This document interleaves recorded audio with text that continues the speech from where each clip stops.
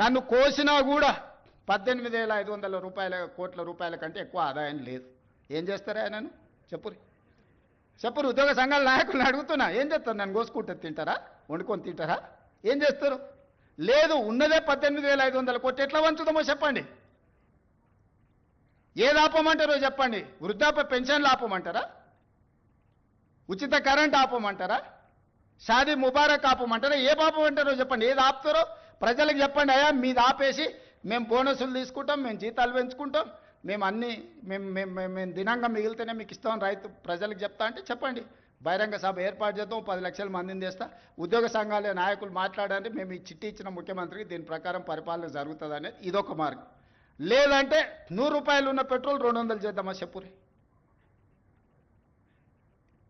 30 రూపాయలకి ఇచ్చే బియ్యాన్ని 60 రూపాయలు చేద్దామా చెప్పురి. పప్పు ఉప్పు చింతపండు బెల్లం ధరలు 2 చేద్దామా చెప్పురి. ఏది పెంచుదామో చెప్పుండ్రి. ఎక్కడ ధరలు పెంచుదామో చెప్పుండ్రి. ధరలు పెంచకుండా ఉన్న పథకాలను ఆపకుండా కొత్త కోరికలు నెరవేరవు. కొత్త కోరికలు కోరుకొని మనము నిరసనలో ధర్నాలో దీక్షలో బందో చేస్తే ఉన్న వ్యవస్థ కూడా కుప్పగూలుతుంది. ఉన్నది కుప్పగూల్చుకుంటే ఇంకా మళ్ళీ తిరిగి తేరుకోవడానికి కూడా ఇంకేం లేదు. ఇంకో దివాలా రాష్ట్రంగా మనం మారుతాము.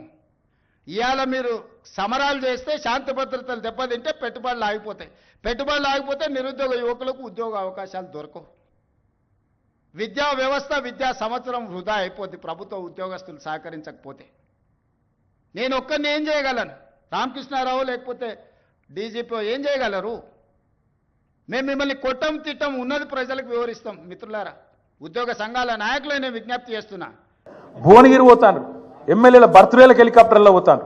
వీళ్ళట చాలా పద్ధతిగా నడుపుతున్నారట. షేర్ ఆటో కంటే అధ్వానంగా వాడుతున్నారు. వాస్తవంగా అయితే హెలికాప్టర్ ఉంటే తప్ప హైదరాబాద్ దాటిపోమంటుండే ఒక్కొక్క మంత్రి. ఈ ఎకానమీ క్లాస్ అంటాడు ముఖ్యమంత్రి. నువ్వు ఎక్కే విమానం దిగే విమానం మేము చూస్తలేమా? అరే ప్రైవేట్ ఫ్లైట్లు, జల్సాలు, 7 విదేశీ యాత్రలు, మీ మంత్రుల హెలికాప్టర్ ట్రిప్పులు విడుదల చేయి, శ్వేతపత్రం విడుదల చేయి. అందుకే అంటున్నాం, అక్కసు వెళ్ళగక్కిన ముఖ్యమంత్రి గారు ప్రభుత్వ ఉద్యోగుల మీద. వాస్తవం ఏంది? ఉద్యోగుల వల్ల దివాలా తీసిందని చెప్పి ఇలా నువ్వు దిక్కుమాల ప్రచారం చేస్తున్నావు. కష్టపడుతున్న ఉద్యోగస్తులను అవమానించే ప్రయత్నం చేస్తున్నావు. వాళ్ళ కోరికలు గొంతమ్మ కోరికలు అంటున్నావు. నువ్వే కదా చెప్పింది. డిఏలు ఇస్తా అని చెప్పింది నువ్వు, పిఆర్సీ వేస్తా అని చెప్పింది నువ్వు. కానీ ఇవాళ అడ్డమైన మాటలు మాట్లాడుతుంది నువ్వు. రాష్ట్రంలో ప్రభుత్వ ఉద్యోగుల కష్టంతో, ప్రజల కష్టంతో వచ్చిన ఆదాయాన్ని వస్తే ఆదాయమేమో నీ ఖాతాలు వేసుకుంటావు, ఢిల్లీకి మూటలు పంపుతావు. కానీ ఉద్యోగులను మాత్రం ప్రజల దృష్టిలో చులకన చేసే ప్రయత్నం ఏదైతే చేస్తున్నావో చాలా చాలా దారుణం. ఇది ఉద్యోగ సంఘాలు కూడా ఈ దుర్మార్గపు ముఖ్యమంత్రి యొక్క ఆలోచన విధానాన్ని అర్థం చేసుకోవాలని చెప్పి కూడా నేను కోరుతా ఉన్నా. నువ్వే కదా చెప్పింది. ఆశాలకు 18,000 రూపాయలు జీతం పెంచుతా అని చెప్పింది ఎవడు? నువ్వు కాదా? అంగన్వాడీలో జీతం పెంచుతా అని చెప్పింది ఎవడు? నువ్వు కాదా? అదే ఆశా సోదరిమణులు మా ఆడబిడ్డలు వచ్చి హైదరాబాద్లో ధర్నాలు చేస్తే చీరలు చింపి కొడతారు. చీరలు గుంజుకుంటా చింపుకుంటా దుశ్శాసన పర్వాన్ని సెక్రటేరియట్ ముందు ఆవిష్కరించింది నువ్వు కాదా రేవంత్ రెడ్డి గారు? ఇంతకంటే చిల్లర ముఖ్యమంత్రి ఎవడన్నా ఉంటాడా? అందుకే అంటున్నా, ముఖ్యమంత్రి గారు, ఉద్యోగులు జీతాలు అడగొద్దు, ఆర్టీసీ కార్మికులు అపాయింటెడ్ డే అడగద్దు, ఆశాలు జీతం పెంచమని మీరు ఇచ్చిన మాట యాద్ చేయొద్దు, ప్రజలు మీరు ఇచ్చిన 6 గ్యారంటీలు అడగద్దు, 420 హామీలు అడగద్దు. నువ్వే అన్నావు కదా అన్నాడు. కేసీఆర్ లీటర్కు 30 రూపాయలు ఇసుకపోతుండు పెట్రోల్ డీజిల్ లాంటివి. ఇప్పుడు అంటున్నాడు రేవంత్ రెడ్డి గారు నిన్న 200 రూపాయలు చేస్తారట పెట్రోల్. విన్నారో లేదో మరి మీరు? 200 చేస్తారట ఇప్పుడు. అందుకే నేను అంటున్నా, ధరలు పెంచుడు కాదు, బుర్ర పెంచుకో, సంపద పెంచి ఆలోచన చెయ్యి, అంతేగాని అడ్డమైన మాటలు కాదు. With great power comes great responsibility. ఒక పెద్ద హోదా వచ్చినప్పుడు ఆ హోదాకు తగ్గే విధంగా ప్రవర్తించే సంస్కారం ఉండాలి, వ్యక్తిత్వం ఉండాలి.